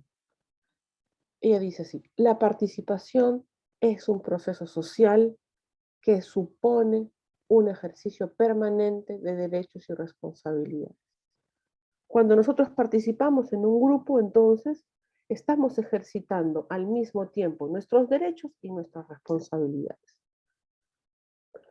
Cuando nos organizamos y participamos, construimos al mismo tiempo, estamos buscando construir, siendo ejemplo para otros de un modelo de sociedad. Cuando nosotros luchamos por nuestros derechos, estamos pidiendo que sean reconocidos, ¿no? Entonces, otra vez, el reconocimiento otorga visibilización, dignidad, permite inclusión. Cuando queremos que los derechos sean reconocidos, nos organizamos, participamos, nos levantamos y decimos existen esos derechos, ¿no? Y también al mismo tiempo cuando participamos en un grupo, no solamente hacemos que nuestros derechos sean reconocidos o buscamos que sean reconocidos, sino que también asumimos responsabilidades con los individuos y las colectividades, porque muchas organizaciones al mismo tiempo que pelean por derechos, también asumen responsabilidades con su grupo y sus comunidades. Por ejemplo, las ollas comunes, ¿no? El gran ejemplo de la pandemia, las ollas comunes. Y cómo ante el hambre, rápidamente las mujeres salieron a organizarse, ¿no? A poner un sol 50 céntimos, un sol 50 entre todos, cada uno, e inclusive se han dado el lujo y se dan el lujo de tener casos sociales dentro de una situación de pobreza extrema y de adversidad, porque también hay gente que no podía ni dar los 50 céntimos, ni el sol 50. Ahí estamos viendo entonces reconocimiento, compromiso, participación, y podemos ver otros valores importantes, ¿no? Como por ejemplo la solidaridad, la lealtad, la responsabilidad. Cada uno haciendo lo que puede, ¿no? Pero con responsabilidad, dice Burin, ¿no? Cada quien debe participar asumiendo con responsabilidad la función que puede tener. Es muy importante esto, parece una cosa simple, pero cuando ella dice la función que puede tener cada uno, implica que no se le puede dar a una persona algo que no puede asumir. Si no, no va a poder cumplir con su responsabilidad, va a fallar. a las personas hay que darle lo que sí puede hacer, lo que sí puede asumir, ¿no? Para que pueda justamente ser responsable de eso. Muy bien, entonces, vamos a conversar un poco sobre, tenemos todavía unos 20 minutos y de repente eso nos permite conversar. Yo tengo aquí unas preguntas, no sé si ustedes tienen comentarios o preguntas, pero yo pensé en algunas ideas que podían ser interesantes. Podríamos pensar, por ejemplo, conversar, ¿cómo vemos en el Perú de hoy, ¿no? Hoy luego de la pandemia o terminando la pandemia o más o menos, ¿no? Regresando a la presencialidad después de 2 años y medio, ¿cómo vemos la organización social? ¿Mejoró, no mejoró, se fragmentó, empeoró? ¿Qué ha pasado? De repente es distinto en cada región. Después me puse a pensar, sería interesante conversar cuál es el costo personal que asumimos las mujeres, que asumen los hombres cuando nos organizamos. ¿Qué cosas las mujeres tienen que dejar? ¿O qué cosas las mujeres tienen que aguantar? Y viceversa, los hombres también. De repente esto nos ayuda a pensar algo que tiene que ver con estas organizaciones. Y después una pregunta capciosa, una pregunta que viene con truco, ¿no? ¿Qué ganancia obtenemos cuando participamos organizadamente? Y fíjense, aquí la palabra ganancia puede hacer pensar a cualquiera que estamos hablando de ganancias económicas, ¿no? Y alguien puede decir, yo no gano nada porque lo hago gratis, yo no cobro nada, todo el mundo lo hace sin cobrar. Claro, porque no estoy hablando acá de una ganancia monetaria económica, sino de una ganancia subjetivo, emocional, personal, ¿no? Por ejemplo, cuando yo me junto con ustedes y los quiero escuchar, yo gano, ¿no? Gano porque me encuentro con sus experiencias. A través de sus comentarios conozco sus realidades. A través de su participación gano porque empiezo a darme cuenta cómo hay gente haciendo diferentes cosas en el país. Y ustedes también, ¿no? Se juntan conmigo y probablemente alguna cosita, alguna idea nueva ganaron en esta charla. Entonces pensemos así, esas ganancias subjetivas, esas son ganancias para la experiencia. ¿Qué ganancias obtenemos cuando participamos organizadamente? Así que bueno, yo les dejo estas preguntas. En algún momento pensé que podíamos hacer grupos, pero no nos va a dar el tiempo, así que ya las voy a dejar así nomás. Y los escucho ahora. Los escucho, sus experiencias, sus comentarios, lo que quieran decir. Vamos a quedarnos aquí con esta diapositiva. Señorita, ¿me permite participar? Claro, adelante. Bueno, señorita, se está hablando de las mujeres en el Perú. Me parece que esto, a mi manera de ver, muchos lo están, te le digo, menospreciando, no sé cuál es el tema a la mujer. Lo que se ve hoy día, por decir, ¿no? Se está festejando el día del magisterio. Entonces, en ese sector, lo noto de que hay varias mujeres lideresas que son directores de grandes unidades, de las UGLs, de las direcciones regionales. Entonces no podemos decir de que la mujer es menospreciada, no se toma importancia, etcétera, ¿no? Y en los colegios, ¿quién no tiene hijo o hija?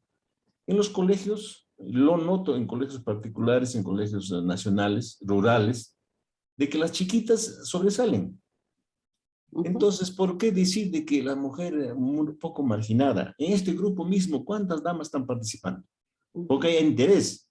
Es otra cosa que nuestras comunidades campesinas o comunidades nativas, que ellas de repente se marginan porque no le dan importancia, no le dan valor, de repente el machismo o el alcoholismo, el tabaquismo, de repente pues eso es lo que le impone. Pero yo veo que en la clase social o en las ciudades, no, las mujeres salen por decir, no, que no sean profesionales, salen al mercado a vender sus productos. y ganan mucho mejor. Por decir, no, hay un dicho que dice, las mujeres huancaínas es más trabajador que el varón. ¿Por qué? Porque uno va a Huancayo y justo las mujercitas están sacando, ¿cómo se llama? Zanahorias, papas, maíz. ¿Quién están? Las mujeres. Entonces, ¿por qué decir las mujeres son marginadas, menospreciadas, no lo tomamos en importancia? No creo. Creo que ese concepto hay que sacarnos, hay que ser realista, porque eso se viene escuchando desde tiempo, inclusive nuestros políticos. Entonces, señorita, yo pienso de que esta situación hay que darle un giro, porque lo que se explica no es realidad, sinceramente. Nosotros vivimos en el campo, como digo, en las zonas rurales o en nuestros valles o en las zonas selváticas, de repente, pues ellas mismas no se dan importancia o no han tenido esa oportunidad de ir a la escuela, pero ahora no. Ahora creo que desde el ministerio están obligando, tienen creo que ¿qué le digo? Desde el Ministerio de Salud están viendo cuántos niños están en etapa escolar. Entonces, esos niños deben ser matriculados en la escuela. Sino que otra mala calidad de educación es otra cosa, es eso, ¿no? Entonces, eso sería mi participación por el momento, señorita. Gracias por haberme escuchado. Listo, gracias.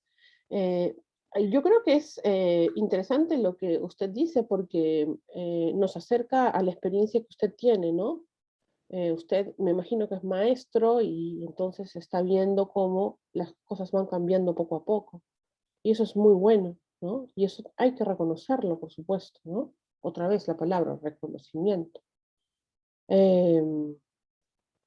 Pero también hay que reconocer lo otro, porque no todas las realidades en el Perú son iguales. Y en algunos lugares probablemente sea mejor que en otros. Y en algunos sectores sociales, de repente, la igualdad avanzó más rápido.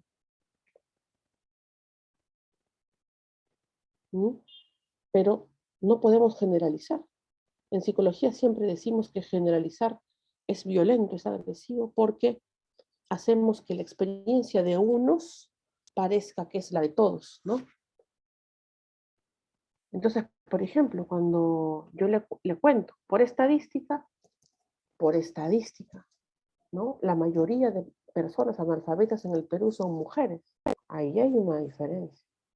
No es por menospreciarla a las mujeres, es porque es la realidad. Así como ahorita la realidad que nos dice que son las 10 para las 8, ¿no? La realidad nos dice que a mí me dice que se me está acabando la batería de la computadora, la realidad dice que estamos en un taller, ¿no? Tenemos que ir reconociendo la realidad y si bien hay avances en igualdad, algunas cosas todavía faltan hacer. Reconocer las dos situaciones de la sociedad nos permite ver mejor los problemas. Si nosotros decimos que no hay problemas porque ya está habiendo igualdad de oportunidades porque las niñas participan, porque las mujeres en Huancayo logran hacer mejores cosas, etc., y creemos que eso es la realidad para todos, estamos ahí invisibilizando. Porque fíjese, la violencia durante la pandemia aumentó, ¿no? Estamos hablando de eso. Aumentó 50% la violencia familiar. Las personas más agredidas dentro de la violencia familiar fueron las mujeres, pero más que las mujeres adultas fueron las niñas. Eso es una realidad estadística, no lo estoy diciendo yo, no es ideología. Esto es una estadística de UNICEF, MINSA. Atención telefónica, atención de la línea 100. Entonces, en nuestro país coexisten y conviven muchas realidades distintas y complejas al mismo tiempo. Hay avances, por supuesto, muy importantes en muchos sectores y otros no tanto. Y yo creo que es importante que aprendamos y sepamos complejizar nuestra observación de las cosas, ¿no? Complejizar y eso nos permite responder mejor a los problemas. Si yo digo que la situación de la mujer ya está igual que lo de los varones y que no hay ningún problema, entonces ya yo dejo de hacer cualquier cosa, ¿no? Pero eso no es así. O sea, eso no nos lo dice, ¿no? Las propias mujeres dicen que quieren ganar igual por el mismo trabajo. De repente algunas ganan más, de repente algunas ganan igual, pero no todas. Y se trata entonces de pensar también en esos lugares donde no todas pueden conseguir un trato digno, justo, sus derechos. Se trata de incluir a todos, ¿no? Es lo que yo creo. Pero también podemos discrepar. ¿Qué más? Bueno, voy a participar. Buenas noches. Claro, adelante. El que me antecedió, en realidad, tiene una opinión también valiosa.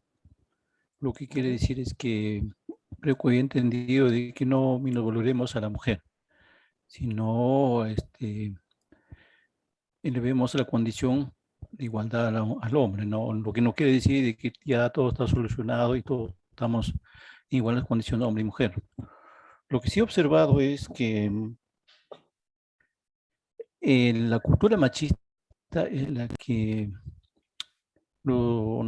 en el Perú lo que nos tiene en esa desigual condición. La cultura machista está en sentido, por ejemplo, como en el tráfico de la prostitución, mujer como mercancía, como producto, mujer como...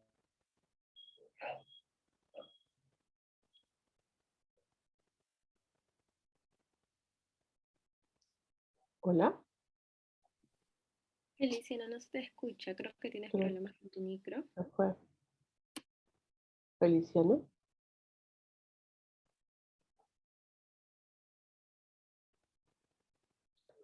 Creo que se desconectó o tiene un problema de conexión.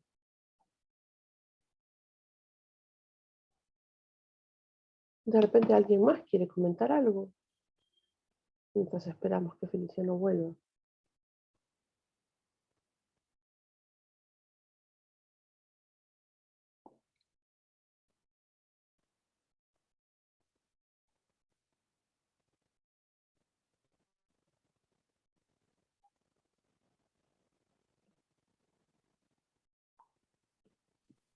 Sí, al parecer el compañero Feliciano ha tenido problemas de conexión.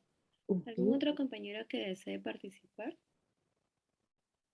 Igual también pueden mandar audios, escribir por WhatsApp, la podemos reproducir por aquí.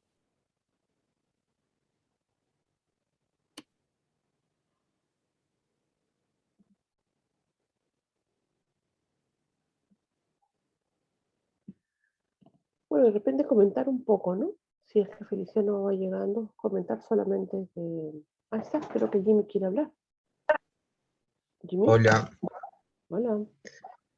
hola, ¿me escuchan? Ujú. Sí, te Sí, escuchamos. buenas noches, psicóloga Ana María, y saludar a los compañeros y compañeras que están en esta clase. Es algo bastante interesante. eh, bueno, me he dado tiempo de estar en dos clases a la vez porque estoy con taller de tesis y esta más, pero sí, muy interesante. Uno, desde los datos estadísticos que hemos visto en el tema de la salud mental, ¿no? Y cómo que esta pandemia ha generado, ¿no? Entonces, hay un mayor porcentaje en nuestro país que necesita, ¿no? Orientarse a una mayor atención desde espacios de gobierno que se tiene que gestar, ¿no? Y lo otro es el tema de, ¿no? Ya aún estamos viendo las grandes dificultades que afronta la mujer en nuestro país. Y esto hace un mes y medio atrás en Ayacucho tuvimos un tipo de encuentro sobre todo para hablar esto, ¿no? El tema de la participación política de las mujeres en los espacios. Y hoy, gracias a la alternancia, tal vez tienen una participación, pero al participar también vamos a ver los obstáculos que van a afrontar, o sea, no es fácil también, ¿no? Porque es siempre minimizado, porque vivimos en una cultura muy machista, o donde que el varón ha ganado mayor influencia de poder ejercer la fuerza o el poder y invisibilizar las acciones de la mujer, ¿no? Entonces, esas cosas han hecho un poco que hasta ahora estemos viendo, ¿no? Grandes diferencias, grandes desigualdades en el tema, ¿no? De las mujeres. Y algo muy importante también que lo hemos discutido, bueno, he tenido la suerte de participar en un segundo encuentro nacional de activismos juveniles en Lima, que lo hacía la Coordinadora de Derechos Humanos, y donde que se discutía y veamos el punto de estos enfoques, donde que hay hay un arduo trabajo que se tiene que hacer, ¿no? Y esto no simplemente tiene que ser la lucha de las mujeres, sino también tiene que ser la lucha de los varones, porque los varones tenemos que aceptar que las mujeres tienen esa capacidad, al igual o incluso mucho mejor, ¿no? Entonces cada ser humano se tiene que desenvolver, ¿no? Y yo creo que, no, al menos veo que en Ayacucho todavía aún conservamos el machismo arraigado, y como algunos decían, ¿no? Desde el punto donde que hay veces quien fomenta desde la infancia o desde el niño o niña, el machismo es la mujer de alguna forma, ¿no? Porque hay veces tenemos un mal concepto de poder tener una formación para con ellos, ¿no? Entonces, también sobre esas preguntas que lo estaba leyendo, no sé si me lo ponen, por favor, quería responder, eh, eh, el Perú no estamos organizados, ¿no? Todas los problemas que estamos viviendo antes de la pandemia y post pandemia se enmarcan a un problema social, económico, un problema familiar, a un problema de salud mental. Entonces, en el Perú, de alguna manera, no estamos teniendo una organización social adecuada desde las propias familias, ¿no? Y de alguna manera, en la segunda que dice, ¿qué costo personal asume las mujeres y hombres al organizar? Yo creo que es un tema de todas de ganar, ¿no? Y en la tercera, ¿no? Las ganancias de qué? De buscar el buen vivir. Cuando nosotros buscamos el buen vivir, y en quechua decimos el ayin causa, enmarca una convivencia armoniosa, un clima familiar adecuado. ¿Y esto qué nos permite? Tener, ¿no? A los hijos que se van a formar como buenos ciudadanos, y esto hace una cadena de podernos volvernos más humanos y concientizarnos en todos los factores, y no estar, ¿no? Simplemente teniendo posiciones, y cuando que unos pocos ejerzan el poder y donde que la mayoría de la población es olvidada, ¿no? Entonces, creo que la familia es muy importante aquí, y dentro de la familia, lo más importante, al menos para mí, considero que es la mujer, ¿no? Entonces, porque tiene grandes capacidades y habilidades que ha adquirido a través de la historia, a través de y es muy importante, ¿no? Entonces, más o menos que yo considero que a partir de esta clase, tener, ¿no? Nuevos objetivos y nuevos enfoques de poder, ¿no? Buscar ese empoderamiento de la mujer y también del varón, porque necesitamos sacar esas taras, esas ideas negativas, ¿no? Que de alguna manera han estado invisibilizando a la mujer y no aceptando, reconociendo que son muy importantes al igual y a la par que el varón. Ujú. Bueno, Jimmy, gracias. Interesante tus posturas, ¿no? Me parece importante que menciones que la búsqueda de la igualdad en el mundo, en nuestro país, es un asunto de hombres y mujeres, ¿no? No es un asunto solamente de unos, nada más. La igualdad tiene que ser a todo sentido, ¿no? Económica, social, de género, porque somos personas, ¿no? Creo que las mujeres y los hombres somos iguales porque somos personas. Algunos serán mejores que otros en algunas cosas, ¿no? De repente alguien sabe mejor que otro una cosa determinada, porque la aprendió, etc. Solamente por el hecho de ser personas. Merecemos igual trato digno, de respeto, ¿no? De igualdad de condiciones de trabajo. Es un asunto de todos, ¿no?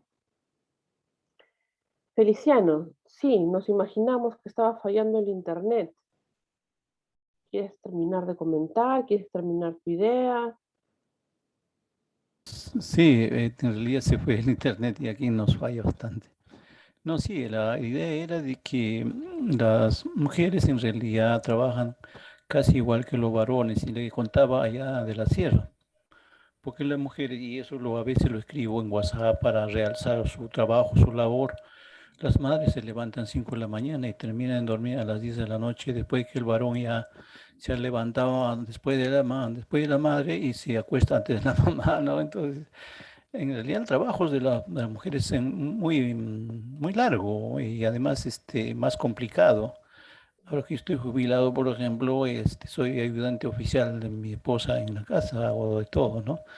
Pero en todos los niveles la mujer se destaca bastante. Lo que sucede es que yo enumeré cosas en que nosotros vemos por medio de comunicación la mujer marginada, en caso, por ejemplo, de los ambulantes, cómo trabajan con sus hijos en brazos, tráfico de personas, tráfico, ¿no? Y ese tipo de tratos que tiene la mujer, ¿no? Lo hacen ver como débil en realidad, ¿no? Pero es el machismo, es la mafia en realidad lo que hacen eso, para que las mujeres veamos como que no pueden defenderse en realidad, ¿no? Es un abuso del poder que va en su contra. Y eso depende también de que en la casa y en la escuela podamos inculcar a ser muy valiosos y cómo encaminarse en la sociedad, ¿no? Eso, ¿qué quería opinar? Muchas gracias. Ujú. Gracias, Feliciano. Creo que tu comentario nos recuerda, ¿no? Las diferencias que persisten, ¿no? En diferentes sectores, pese a la necesidad de recordarlas, pero también de luchar, ¿no? Porque no sea así. En el campo pueden haber situaciones distintas, pero igual finalmente campo, ciudad. Quiero leer también, que no se me pase, por favor, aquí en el chat hay un comentario, ¿no? También de Misión Inmaculada Kirigueti. Dice, las ganancias que obtenemos, ¿no? Cuando participamos organizadamente, es lograr el objetivo de estar sanos y salvos. Mi comunidad está organizada en prevención de la pandemia de COVID-19, usa mascarilla, lavado de manos con agua, jabón limpio. Ganamos muchas cosas, ¿no? De repente cuando el Estado no llega, cuando el Estado está ausente, cuando el Estado no le importa, no sé, ya como queramos ponerlo, la organización social, vecinal, colectiva, siempre justamente nos salva de algo. Nos salva porque está el botiquín comunitario, porque está la atención legal, porque hay salud mental, porque hacemos talleres para las familias, para las madres, para los ancianos, porque hay guarderías comunitarias también, en fin. La organización social siempre da una mano para la vida, hace posible la vida, ¿no? Pero nosotros también debemos cuidar que esa organización no se rompa. Es muy costoso para las personas y para la sociedad que las organizaciones, antes de nacer, cuando están empezando a nacer, mueran, se quiebran. Es muy costoso, porque la gente invierte esfuerzos, ilusiones, y para que las cosas no terminen en buen camino, ¿no? Muy bien. No sé si hay algún comentario más. Si no, nosotros ya estamos en nuestra hora. No sé si alguien más quiere participar.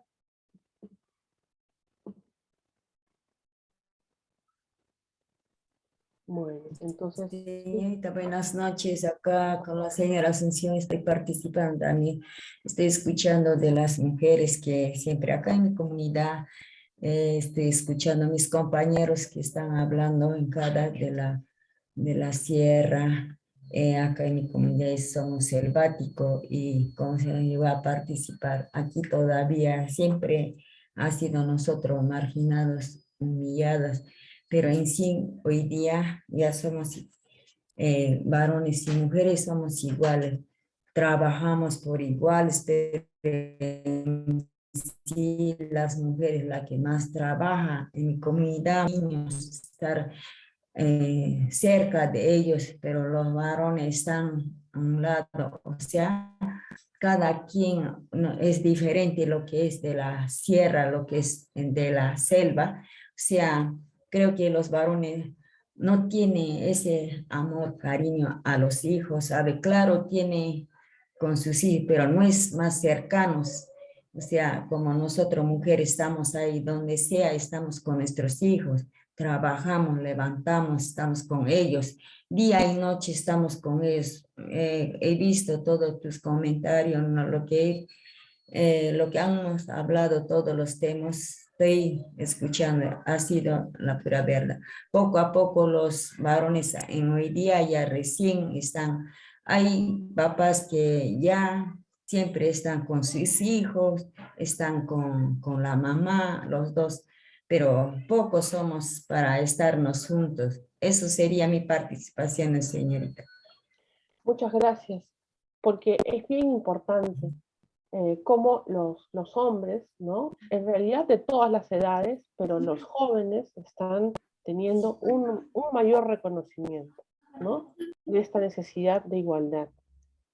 Y ellos mismos también, como decía Jimmy, tienen que involucrarse, es una tarea también de los varones, porque los varones pueden también estar más tranquilos, más libres, ¿no? Expresando cómo están, cómo se sienten, pidiendo ayuda, ¿no? Colaborando de una manera más equitativa, más igualitaria. Los hombres también padecen con el machismo. El machismo no es una cosa solamente de la cultura, la sociedad. Machismo tenemos todos porque somos criados en esta sociedad machista. Hombres y mujeres. El problema, ¿saben? Creo que no es tanto el machismo, sino no hacer nada contra el machismo. Eso es más problemático. Y en una comunidad, en la selva, en la sierra, alejado de la ciudad, también allí es posible que las cosas puedan cambiar. Por supuesto que podrán cambiar en sus términos, ¿no? Como ellos quieran también, pero cambiar hacia la igualdad, hacia la equidad, libera a los hombres de una responsabilidad gigante y la comparte, ¿no? Con las mujeres. Muy bien. Yo les agradezco a todos entonces, también a Carla y... Sí, muchas gracias Ana por comentarnos el día de hoy sobre el tema de la situación en la que viven las mujeres en el país, la desigualdad y también la importancia que tenemos en la sociedad. Igual creo que ya alguna duda que tenga algún compañero para cerrar la sesión, ya nos hemos pasado unos minutitos al parecer. Bueno, gracias. Bueno, me parece eso sería todo. Gracias, que tengan buena noche. Chao, nos vemos. Bye. Gracias.